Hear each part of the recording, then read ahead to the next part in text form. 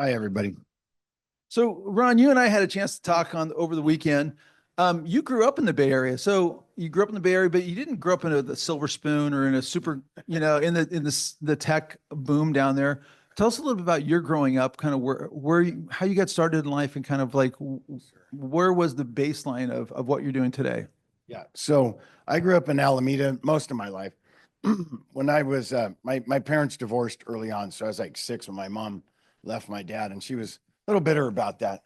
You know, so we moved to Alameda. I lived in 8 different locations in Alameda. My mom moved quite a bit, renting and renting. Not having a father, like you were talking about, man to man, influence. My dad was currently alcoholic and drinking and had another wife and all of that. So I grew up kind of on the streets, and I looked for father figures on the streets. Kind of speeded up. 17, I started shooting crank in my arm, drinking.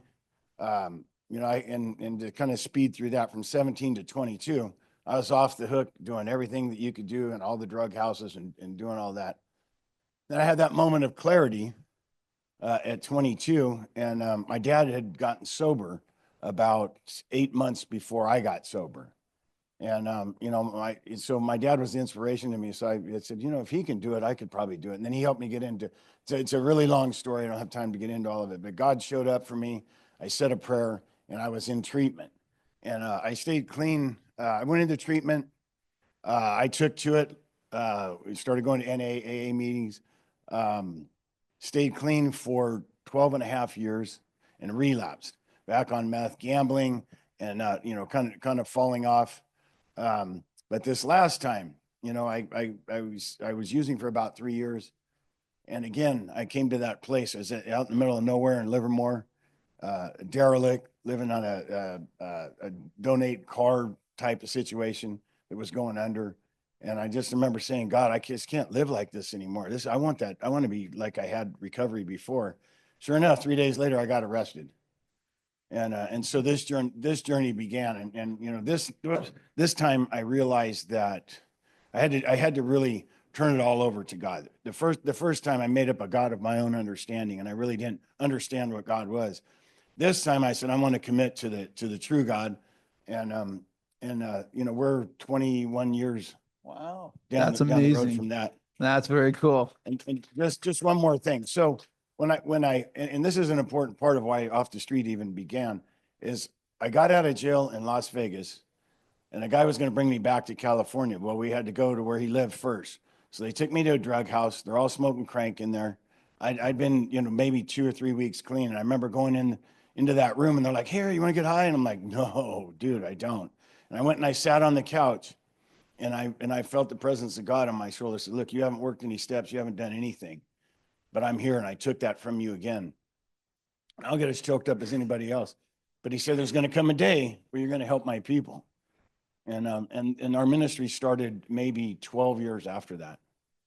Well, that's cool. So the one site that I want to get expose everyone, make sure your mic's on here. Yeah, there we go. Okay. A little Sorry. closer. So this is your facility. I drove up to it. It didn't say anything. I wasn't sure I was in the right court when I finally found the right court. But it goes way back. And I don't know if you can see in the way back area here, there's all kinds of residents, and all of these residential facilities are yours. They're part of the whole Yes. program, Yes. which is super cool. So how in the world do you go from coming back from Vegas to owning, managing, developing this program in this community? And tell us how that happened. This is amazing out here. Yeah. So when I ended up going back to Vegas, got in the Tile Setters Union.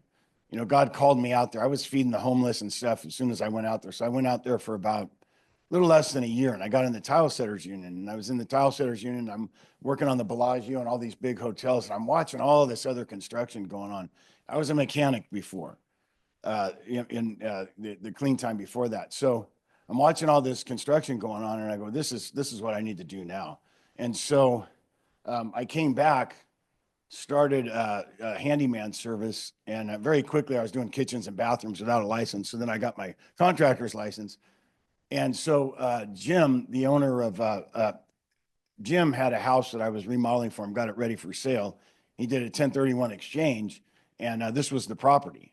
And I gave him my vision. I said, well, that property we could do this with. And so we started with, see the little blue house over there. Our first sober living was that little blue house right there, 6 guys. And then we eventually took over the whole property. So that's kind of how it happened. That's amazing. So the property is pretty cool, but it's not like everybody gets a room. You have guys that make sacrifices to be there, but they're better than what they were before. So it's not like this is a luxury, a place of amazing. It's a place where a lot of transformation happens. Yes. But it happens with in connection with other people. So tell us about the living conditions of the guys that are there and how many people are there. Yeah. So when we started, the cost factor of living in Oakland, having a property like this, rent's pretty, it's not cheap rent. So having one guy in a room is not feasible. They'd have to pay $1,300, $1,400, $1,500 a month to have one room. Early on, I don't know if you go back to the other picture, the big building, right here is a 4-plex apartment. I converted it, this one here, I converted it so that the whole bottom is now our program, and the upstairs is like, second stage living, and the house across from it is second stage living, or I call it my working man's house. So we started on the upstairs first and then downstairs. So we finished the whole program downstairs. We have, at that time we had 8 beds and 8 beds. So we had 16 beds downstairs, and we just started. We went to detox. We started bringing guys in, and, it's better really to have 2 guys in a bedroom than to isolate one guy in early recovery because they have a partner. Right. And we found out pretty early on, if somebody's in their own room, their chances go way down. So having that community style living is really where we've excelled. One other thing is that we have the program. So we have a 30, 60-day program, right? So they get everything they need in there. Once they move into sober living, I've had guys that are there 8 years now, since we started. But the guys in the program can see the guys across the way. So they can see where they're going. So they can build relationship, and they can see through the window the other houses where the guys have been there and are full recovery. Especially when they come in their nice bikes or their nice cars and all that. Yeah. So yeah, because they're working hard, right? They've got careers. Yeah. So we're going to talk a little bit about the community that you build up out there. So I was taken to the garage in the back where you guys have your meetings. You have like 12-step meetings out there. You do some other stuff out there, some church gatherings. You do some community stuff, some court stuff right in the court. It's a pretty amazing community. Oh yeah. No, I mean, when we feed the homeless every other week too. So we came from Faith Fellowship, and they were supporting us when we started out, and we started off Under the Bridge Ministries as well. And so we still continue that to today, me and my wife. So we go out in Oakland twice a month and feed the homeless too. One of the things about our place is that we really emphasize family and love and Christianity. And we don't really beat guys over the head with the Bible. We show them the love of Christ. That's really one of the differences. And I think having community, most of these guys don't have never had their father and their family all together. Most of these come from broken homes, a lot of abuse. So they immediately get fellowshipped into a family, and it's made our success rate go way up. For sure. So they build long-term relationships. So long after they go through this program, they're still going to have those relationships that follow them the rest of their lives. So they will have that network that stays with them, right? Yeah. Hopefully the rest of their life. So, but you give them a sense of family. You give them a chance to build relationships, both people that are coming out of recovery, along with people who have come out and they're clean living, and they're living side by side, right? They're socializing. You're spending time visiting places around the cities. You're going to places of worship to tell stories. Yeah. Tell us a little bit about how this group is building a sense of family with each other. Well, one of the things is that we're heavy AA, NA, because you have to have your recovery life solid. You need to go from being a drug addict to having a sense and a purpose in recovery. We also do 2 different churches. We have a over the top Wednesday night Hooper and Hollering church, and then we have Pastor Gary RCI, which I'm on the board of that church. We're in Pleasanton, and we take the guys to church every Sunday. So that really helps, kind of solidify the whole thing. I don't know. For me, I don't know how you can do recovery without a higher power, without spiritual guidance. For me, it's Christianity. But got it right. But that's pretty cool, though. You're building this relationship. You give them something that takes them out there, but you also have this is the one thing I think is super unique. Your external focus. When people tell me about Off the Street, they tell me about how hardworking the guys are and the construction careers that have coming into the program. So maybe how did you get connected? Because I heard you say you were doing tiling down in Vegas. Yeah. And you wanted to be in the construction space. What have you done around construction with this program? Well, I mean, one of the things is we haven't had much outside support. So I got to figure out how these guys, they have to pay their fees when they're eventually have to pay fees, for the sober living. So how can I get these guys to work? They're all, ex-felons, convicts, right? It's really hard for them to get jobs. So being a contractor, I just sell jobs and take them out. So we also have off the street general construction so that I can legally put guys to work and they, payroll, all the workman's comp, all of that. So this picture right here is from guys that just came out of Santa Rita. I'm working with Santa Rita now with their construction program that they have going on, and we're the housing affiliate with them. So we just did this. This isn't very, very long ago. Look how happy these guys are. He's been out in this picture maybe 2 weeks. He's been out a week and a half. Nice. And I see the truck that I never want to be behind on the freeway. Tell me about this. Tell me about this truck here. This I'm not sure where that truck came from. Okay. Well, it says handyman hauling. Anyways, and it was on your website. That's why I grabbed it from. Oh yeah. So I think that, okay. So I know where this truck came from. I hired a guy from the Home Depot down on the end of High Street. And that was the stuff that we cleaned out of one of the buildings. This is a slumlord that owned our place.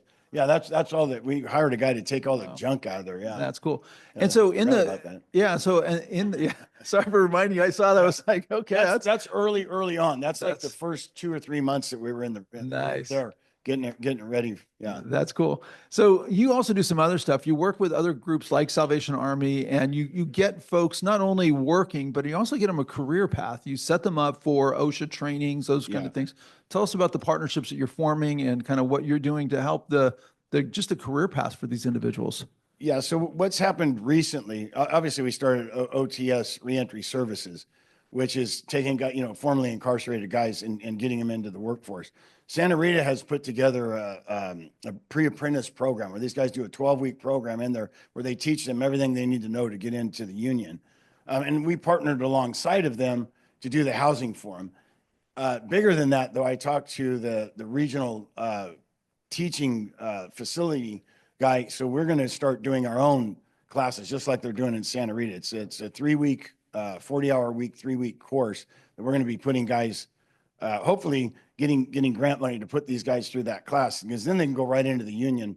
And once they've been trained like this, they go right to work too. It's not like they don't have to wait months and months in the laborers union. Got it. So Santa Rita is not a church; it's a prison, right? Yeah. Hence the reentry, right? Yeah, exactly. No, I heard we say Santa Rita all the time, and I know it's in Dublin. It's that prison. I guess we're in San Francisco, so yeah, that's right. That's our main jail facility. Right, the one that's in the local area, right there in Dublin. Yeah. Got it. All right. And so some of the other things you do is you do have a religious overtone with this thing, and you get people into the connection with their higher power, with their faith journeys that go into it, and you celebrate that. You build relationships and you connect folks, and they're able to kind of sustain themselves. And so tell us a little about where that came from, the whole faith-oriented stuff. Yeah. So just real quick on this picture that you have here, this is our guys. They were bored one day, so they went down to the park and played mud football. This is how we do it Off the Street. They came back. I had to hose all these guys down before they could go back in the house. I just wanted to kind of point that out. And this is Mike Tiffany. This is my co-founder when we started the place. He since moved to Reno. COVID kind of shut us down, but we've always been faith-based, right? I don't believe that you can really have recovery, good, solid recovery, and stay clean for the rest of your life without it. I mean, hence the higher power in AA and NA. So, between the two of us, I mean, me and Mike had a love for each other that's unbelievable. We still do, and the fellows could always see that. So we always wanted that to be the family aspect or the brotherhood. The Hells Angels are right around the corner from us. They come blaring up the street. We're a different kind of a gang, right? Right. No, that's cool. No, and I have met the guys that are working. They're hard workers, but they're happy workers. Yes. They're always playing with each other and having fun with each other. And I love the fact that they could be doing like really hard working, messy work, but they were doing it with each other and they were having a lot of fun with it. That was kind of the thing that drew me into like, I need to go check this place out. Well, hard work, you're working hard. You're not thinking about getting high that day. You're thinking about going to bed and going back the next day and getting paid. The other thing is that in a lot of these programs, the clients are always getting exploited. Even with Salvation Army and some of these things, the guys are working, they're getting paid. My guys get paid. We go to work at least $20 an hour, 15, 18, $20 an hour if you're working. Even if we go do donation stuff, because we're licensed and insured and everything. I have other ministries that are willing to, pay a little bit to help whatever they're doing. We've done major hoarder cleanouts and all of that stuff. My guys get paid to do that. We pay them. I don't get paid, but they get paid. Oh, that's cool. So when you and I were talking, there were some numbers that were pretty amazing. You were telling me that when some of the folks come out of prison, there can be a real high monthly cost that just for housing that's set aside, but you are actually half the price because you provide them with the ability to work and to pick that stuff up, that your cost for running your program was half the cost of a traditional housing with no program. Right. Tell us a little bit about that. I mean, that to me, it was amazing to hear that that's a much more efficient way of working with folks. Well, the main thing is having the property and then being a contractor and building it out. So I got every nook and cranny covered. I'll be honest with you, Paul, this is the biggest thing. And I think it's going on in our politics too. There's a lot of waste. You have 5 people getting paid before the actual client gets any of the money. And that's backwards to me. I take almost all the money and put it to the client, right? So that's really the difference. I'm not doing this for the money. I'm doing this for the client. And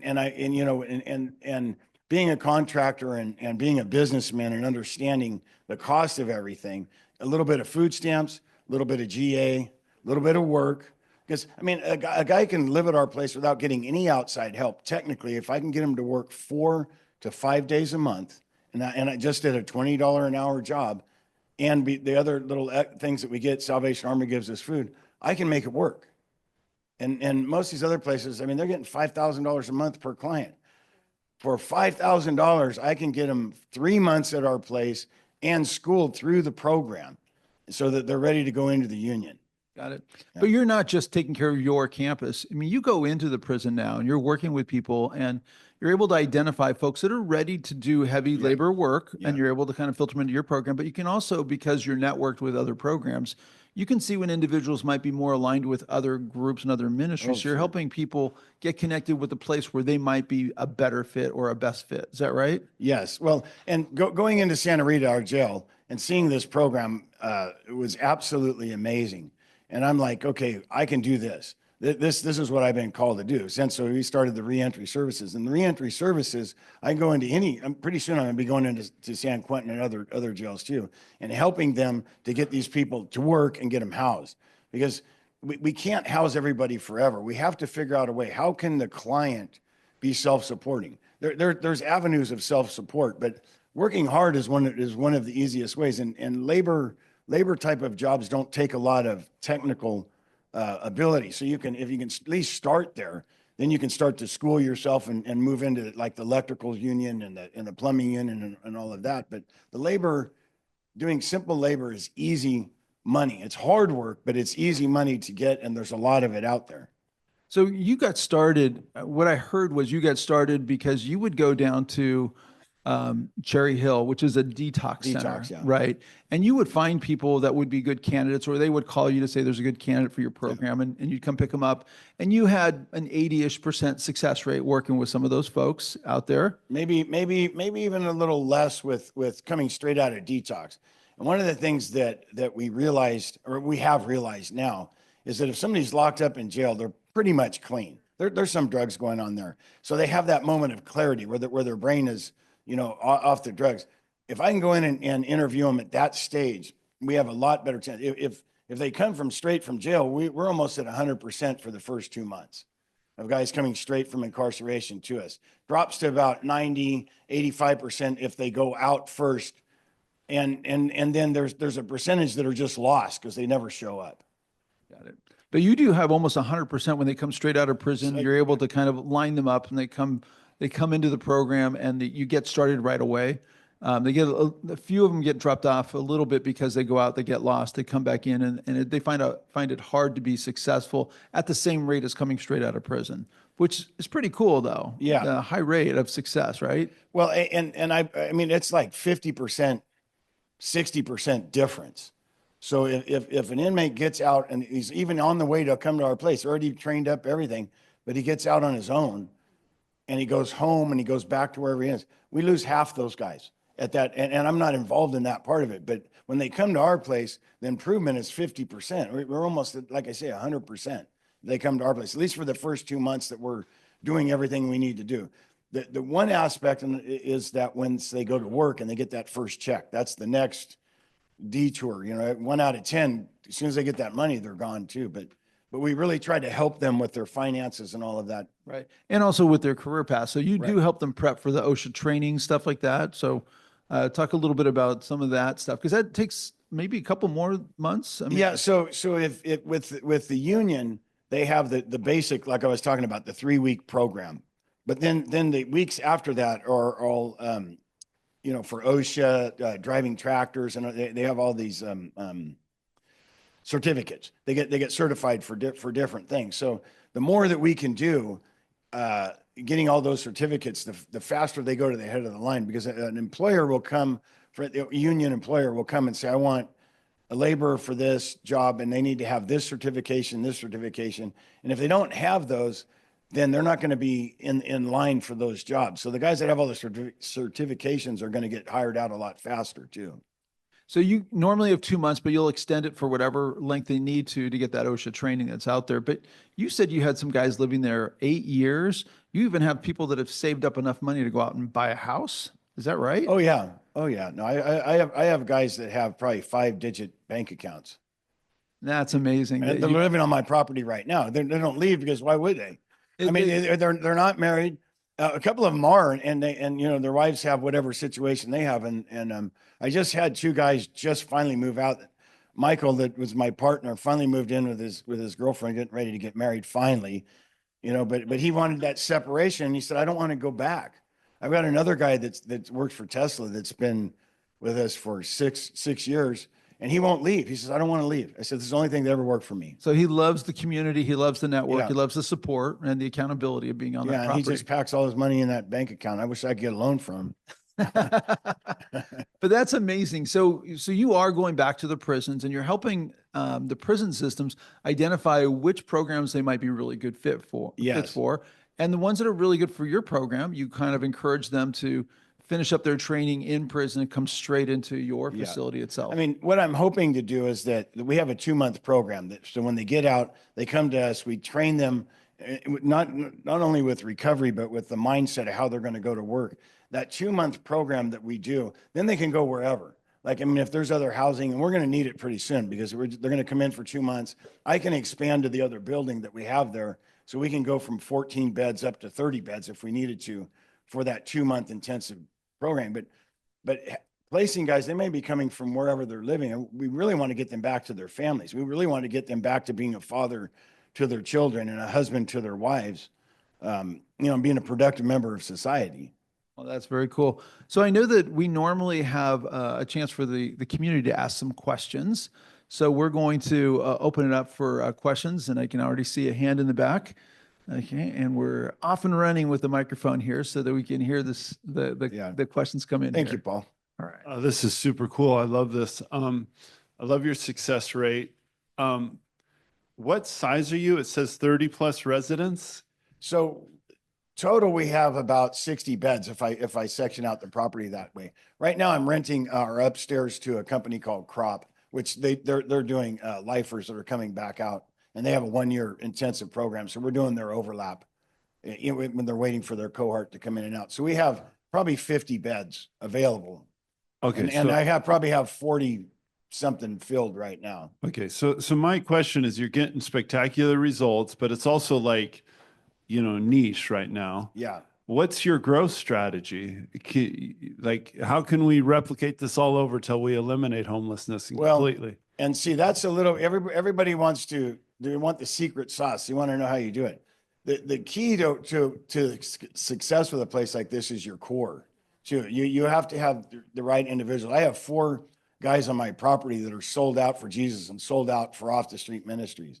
And then I had the whole core. I mean, Off the Street Ministries is its own entity. These guys, we got t-shirts and we got all that. So there's that real community. So if you're going to replicate it, you know, I'm hoping that what we can do is start to fill the houses after they go through the 2-month program, because I think it's replicatable, but it takes time.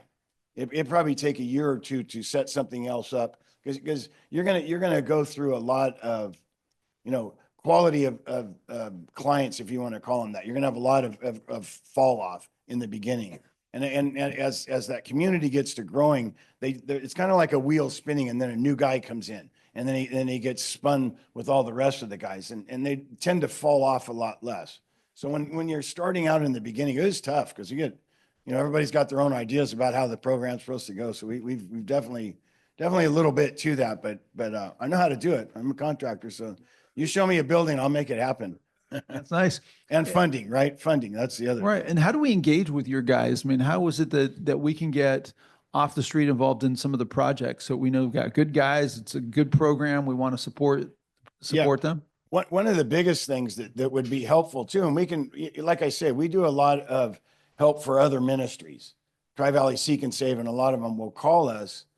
And, you know, you think about, you go out and you do some work for whoever, Elma Louise, and you move her stuff, and you break something of hers, or somebody gets hurt on the job, and you're all volunteering. Who's going to pay? You hire us. We have workman's comp. We have everything. So it really makes it better. So one of the things that I put out there, my guys work hard. They love to do all the donation stuff, probably less than anybody else. But that's one of the things that we love to do. Also, the other thing is that if anybody wants to come and mentor our guys, I want to take them to San Quentin. I'd love to have a sponsorship to pay for that. It's, you know, it's not $1 million, but it's probably $1,000 for 10 guys to go and do the whole trip. So, you know, that's another thing. Very cool. So any other questions you have out there in terms of? Yes, Ron, really inspirational, and just a fantastic story, transformation of your own life. Oh, yeah. And how you bring that into that ministry has been terrific to hear. My question is, whenever you're working with men in reentry, it's not always very perfect. And I'm wondering, do you filter? Because the guys are bringing baggage, right? There's a baggage of their life history, and you don't know what you're getting. So do you filter? Do you interview for who is allowed to stay in your facility? And how do you work with disciplinary problems when you do have a problem case? Like, how do you manage that? So having the experience, for one thing, I mean, I have some of what society would consider the worst of the worst. That's what we do. I mean, it really is. And I do go, it's nice if I go in ahead of time and interview them. We do have an interview process, and the questions that we ask, we can eliminate, you know, bringing somebody that's going to cause a lot of trouble. The thing is that's what we do, though. So the very people you're thinking are the hardest are actually sometimes the easiest to turn to in our society. And that's really what we're targeting. I think that if somebody's not given a chance, and society is against them so much to begin with, but when they come to us, they go, hey, you guys are doing this. You guys are all ex-felons. You've been to prison, you know, so just that alone is really wraps it around to where our success is a lot greater. We don't do 290s at our place. It's not part of what we do. I mean, I know other facilities that do, so we have aspect for that. One of the things that I'm really trying to put together is to be that person, to be that point between the prison or the jail, and where are these, they need to be interviewed, like you're saying, need to find out if they have mental health, if they have heavy mental health. I'm working with La Familia is partnered with me too, to help with that aspect. You know, so that we can get people filtered. So if they're going to go into housing, they're going into housing in the right category. And that's a big part of what you're talking about. You know, having seriously mental health with serious drug addiction. Sometimes they're the same. You don't know until you get them clean, right? But you know, making sure that the housing is appropriate, or women's housing, men to men, women to women, and others to others. You know. No, I walked through the property. It was amazing. I got warm welcomes from people that you wouldn't expect on the street to welcome. So some really folks that look like they had seen a rough time in life were Yeah, super friendly Yeah. and were very kind and gracious and considerate.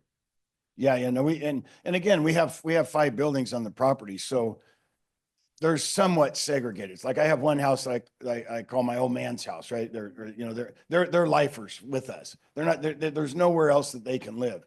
And my back house is kind of the same. So I have 2 houses that are kind of permanent, long-term residents that I just make it work because a couple of the guys came from my homeless ministry when we first started out, still with us. There's nowhere for them to go. You can't live anywhere for $600, $700 a month. You're only getting $1,100 or $1,200 a month from the state, SSI. So you have to figure out how to make that work. And then I have, the working man's house. Obviously, guys that are all working, they live, better community because guys that are retired want to sleep during the day, and guys that are working, the house is empty. So those are the easiest to take care of. So. Thank you so much for coming. This is so inspirational. I have a million questions, but I'm going to ask 2. Okay. One is, how do we replicate this for justice-informed women? Yes. And the second is, you only have 2 months of education. We are in the process of writing 12 months of education. Mhm. And so in that condensed time, what do you think is the most important tidbits that you're trying to get across in such a condensed amount of time? So with formerly incarcerated, the other thing, if you've been incarcerated, you've probably been there more than once, right? So there's a chronic issue that you have. Most of the time it's drugs and mental health. Those are the 2 biggest reasons why you get incarcerated, or they're mixed together. The criminal aspect only is a very small amount of your population. They're just criminally insane or whatever you want to say. So there's very little of that. It's usually drugs. So in the first 2 months, it's getting their thought process different from using. Okay, so we need to get you in recovery. You got to be clean because you can't go to work and hold a job and you can't do anything else. Then it's how are you going to take care of yourself? How are you going to educate yourself enough and get a job? And there has to be an avenue for employers too. And that's one of the things that because the employer knows what I'm doing ahead of time and they know my reputation, they're going to probably give my guys a better chance at coming to work for them, especially in construction. There are a lot of guys, with all of that. And with the women, I'd love to start the women. I just haven't because the men are so intensive. And the minute you add one woman to the men's thing, it gets out of control. So the women have to be totally separated.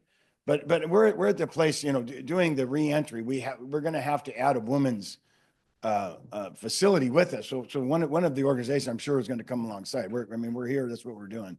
And God's really in charge of it all. So I trust him more putting it all together. Yeah, no, we're very interested in seeing a women's facility come together and asking a lot of questions about how do we run a program that's similar or Yeah. different than the program you're running today. How would we do that for women? So we've got one over the back question. Hey, Ron. Hi, I'm in the back here with my What's big up, bearded bro? guy. Dude, thank you so much for coming and sharing with us, first of all. Really admire what you do. I've been working in recovery spaces for the last 13 years. And there's a lot of great questions about programming, but just for you specifically, Ron, how do you, because obviously working in recovery, working in reentry, it's really hard and it's really disappointing. How do you keep going? I had one of the guys relapse. One of my favorite guys that I really enjoyed coming in and all of that, and he relapsed, and he went right back in within like 2 weeks with some really serious charges to where he can't come back to my place ever, can't go back to the program, and just really, lit his life on fire. I mean, he'll survive, but I mean, it really broke my heart. And I was talking to a couple of the deputies in the jail, and they're like, well, we got to worry about these other 20 that we have in the program right now. And it's really what I have to do. I have to have, one part of my heart's broken, but I still have 40 guys that we're rolling right along. So you just kind of, you don't get numb to it, but it's part of the deal. It's part of the deal. My recovery is strong. And seeing something like that reminds me why I'm not going to use drugs or alcohol, because that's I have the same addict that he has inside of me, right? So I mean, it's in some ways, having that happen though, all the rest of the guys really tightened up right after that too. After they found out about that, they're really tightened up, making sure they're doing their program. So it is hard. And they're not gonna, this isn't a life for sissies, that's for sure. So, but you do have a network of people, amazing people wrapped around you. I've seen your network come to life and support you, even when you're not there. They love you and they take care of you. So tell me about the group of people that comes around and supports you, to keeps you motivated, keeps you on track. Yeah. So, I mean, I have, obviously my pastor, Gary, the RCI pastor, good friend of mine now, and my mentor for the last 13, 14 years since I've been with the church. David Halbert with the supervisor's office has been instrumental. He's the one that bring me into Santa Rosa. He goes, you got to go over here and see that. So having that political element really has helped, you know, and then for my recovery, I have, you know, even guys like Paul, I have some really solid men that I respect that push into me and I push into them. So, I mean, that's, I think, the most important thing for any man in recovery is you have to have a support group of your own too. So I hope that answered. Yeah, no, I have my friends that totally disrespect me. They challenge me to be more than who I'm comfortable being. But without them, I would still be a different person, you know, 5 years ago. And they just see right through me. They know kind of like my strengths and my motives, and they push me to be a bit more. And they encourage me to take some risks that I probably wouldn't have taken without their support or their help. But it's important to have those guys around you. Oh, and those guys call me on my stuff. So, Ron, you're messing up, dude. What are you doing? What are you doing? Not as much as before, and more in the beginning than now, because I've taken their correction too. You know, you have to be moldable and changeable and able to improve all the time. Again, God's watching everything that you do. I can't pull anything past, you know, my Lord. So if I live knowing that I'm serving him, I'm not serving man. It makes it a lot easier, the things that I do. And I'll tell you that I've trusted in that enough that it's proven itself to me. So it's not just like I'm inventing some magical mystery God. I'm telling you, he has come through when there was no way. The money shows up. If I just keep pushing and keep pushing, even now, I mean, this is a big risk taking guys in. I'm taking them in with no funding. Right? David Halbert helped us out a little bit with funding. Some other funding is coming from a silent source now. And you know, different things are happening. All God, though. It wasn't me. It was just me doing what I need to do. And hopefully, you know, partnering with all of you is going to make it even better. Hi there. Thank you. I work with the mental health DAO. My name's Eva. And I'm also a psychiatrist. How do you We're gonna talk guys, after, how do you guys approach shame and, you know, low self-esteem as they're coming in? And what's your philosophy around building them back up? We beat it out of them. No, that's a joke. You kind of set up for that one. No, you know, one of the things is that most men have that, as you probably know, buried deep inside of them. Like, I'm fine. So we have devotionals in the morning where guys can get transparent with each other. It also gives us as staff an opportunity to see what's going on in the house and what they're dealing with. We have Greg, one of my senior guys on the property, used to run the program. Now he's kind of retired, but his dad has all the letters behind his name. He's a psychologist and all that. And he comes in, does a class once a week, and then he mentors guys once a week. And then we have different people at the church too, that so they're getting that.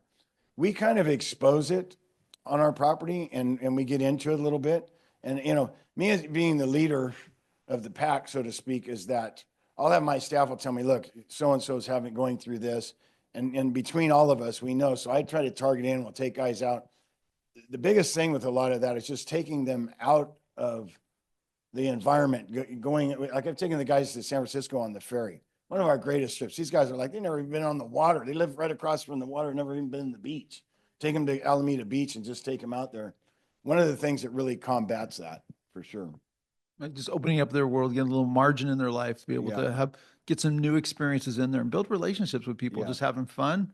And I think the transparency pieces are super important. What she was asking, I mean, I've done a lot of that actually on Alameda Beach because I'm pretty good at that with the guys, building that up and, you know, and kind of finding out what happened to you as a child and getting that out to at least letting somebody know what happened. Because if you carry that inside of you, I know for me, all the work that I've done between my step work and therapy and all that stuff is you got to get all the way down to that little boy and you got to heal that little boy, you know, and so, you know, you got man to man too. I mean, Stuart's doing a great job over there. We just connected not that long ago. You know, so that's another That's very quill in cool. our cap, right? Yep. Any more questions? One last question coming in. Well, how can we help you? I mean, I know that there are people coming alongside. So what does your program need? Obviously, we'd love to partner with you as you start to expand into the women's program. That would be amazing. But if we have projects or things we want to do you guys have like a website, or how do you find projects? I know you're going down to LA, right, to find more work. Well, I was thinking about going down there for two reasons, going to LA to help rebuild.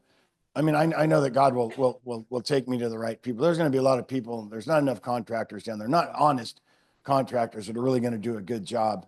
The other thing is there's a huge amount of clean out. So putting the guys to work if we ran down there. So that's one aspect. The help that we need always is funding to be able to fund the guys for that first 2 months. The other big need is mentors, right? To come down and even if it's, you know, yeah, maybe it's a little funding, but maybe you're using that funding to take them on a trip or take them to the park or something like that. The other thing is yeah, we are looking for a women's facility or a women's group so that we can help them start that, because I'm going to need that as I'm doing the reentry stuff through the especially with Santa Rita. I'm all in there, so I'm like going to be the reentry. They have a men's and a women's prison out there, right? Yeah, it's men and women. So I don't have anything for them. I have some partnerships with women's ministries, and I'm not sure that I ever want to run a women's ministry, but I would want to help set it up, organize it, and help them get started just like we did. Well, Ron, we want to thank you for coming down here and being part. Oh, one more question. Sorry, Ted. Well, I had a question about your funding. Where does it primarily come from? Do you get any government grants? I know right now, like funding reentry programs is high on their priority, and some of our other friends. I have love gotten the them. question, because, you know, I've done all of this with a little bit of help from the church. The sober living and my way of putting them to work is how I funded the whole thing. It's coming out of my back pocket. Here's my wallet right here. Yeah. Most of it I've funded through the years. I mean, I've gotten some help. I'm just diving into that pool. You know, I started the nonprofit. Off the Street Ministries was for profit, but OTS Reentry Services is the nonprofit, because I realized that I have to get into that. Did you do pool. construction training? That's what we're adding. That's what I'm saying. I've talked to the union, so we can actually do the classes and train them to go into the union. Well, Plus I can do construction training as a contractor. Sure. this is the Love Never Fails row, actually. We're all here. Yeah. Love Never Fails would be an organization to connect you with. And I'm connected.